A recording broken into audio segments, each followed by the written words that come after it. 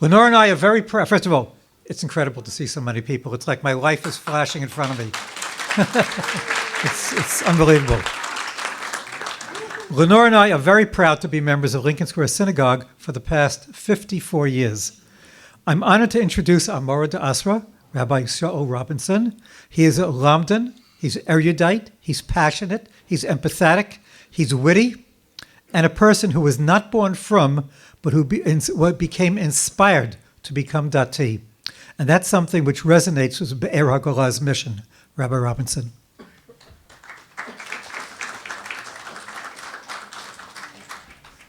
I don't even remember the adjectives that you used, but I guarantee not to display any of them in my brief remarks tonight. But I will say a huge, not just mazel tov to Glenn and Lenore, our amazing Chatam Kala, but a thank you for not just what you do for us, but what you do for Am Yisrael. You know, the two of you, if you think about it, individually, collectively, together in different parts, it's almost impossible. Nobody would believe it. In 100 years' time, they'll write a story of the Richter family of the Upper West Side, the same people who chain themselves to the railings to free Soviet Jewry and go to Hebron, Parshas Chai Sarah, and is the mother of Yeshiva Katana, and we're hearing tonight of Be'er Hagolah as well, are the same people that go around collecting the leftover bagels and challahs at Shalashudas and giving them out to poor homeless people. Who would believe such a thing?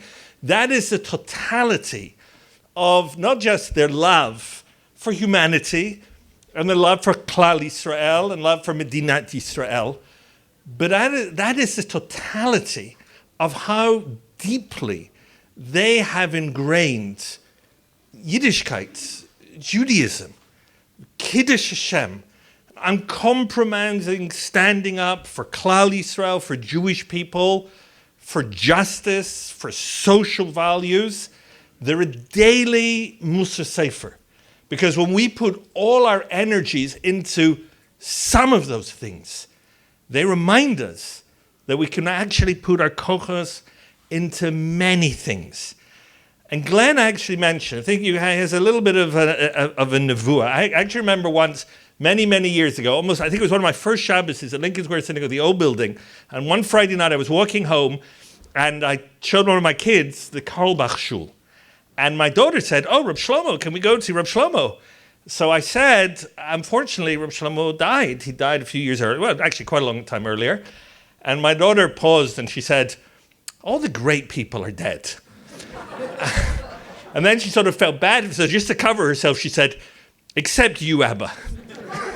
So I told that story in shul the next day, and Rabbi Norman Lamb, Zecher Tzadik Livracha, was present.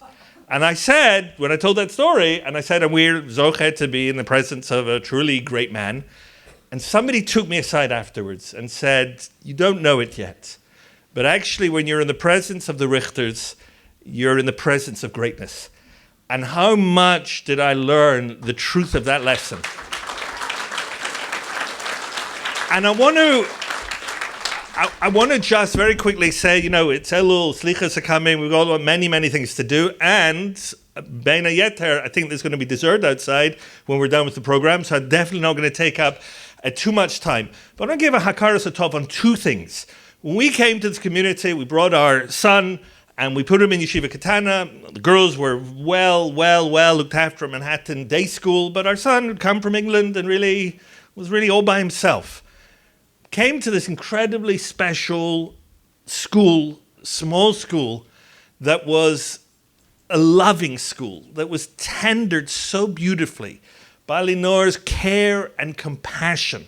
The way that she looked out for the staff and for the school and for every single boy in that school was just so incredibly impactful and meant so much. And Glenn mentioned that I did not grow up in a religious family.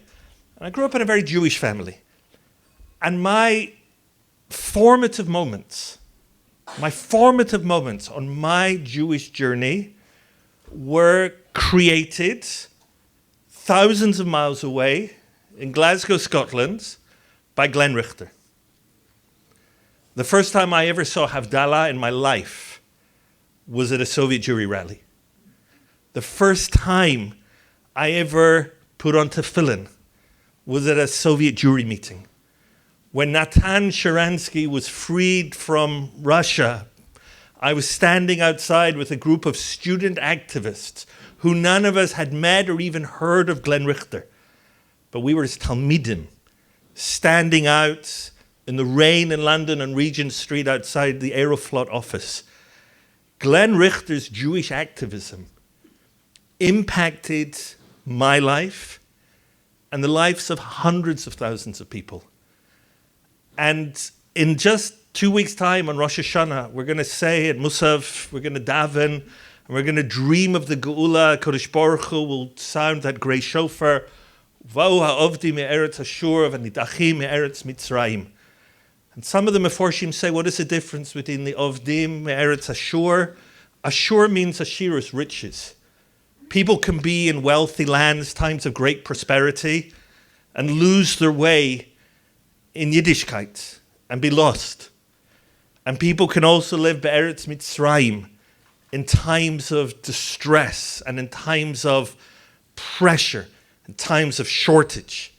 We live in a moment we're not quite sure whether we're living in Eretz Ashur or Eretz Mitzrayim. We're not quite sure whether we're Ovdim v'nidachim. But what we have to do is keep believing in the Geula, keep dreaming in the Geula. When you come to an event for a school like Be'er Hagolah, how can you not feel it so close? So thank you to the wonderful Rabbeim, the Rosh Yeshiva, the Menalim of this extraordinary school. And Mazel Tov, Mazel Tov, Mazel Tov.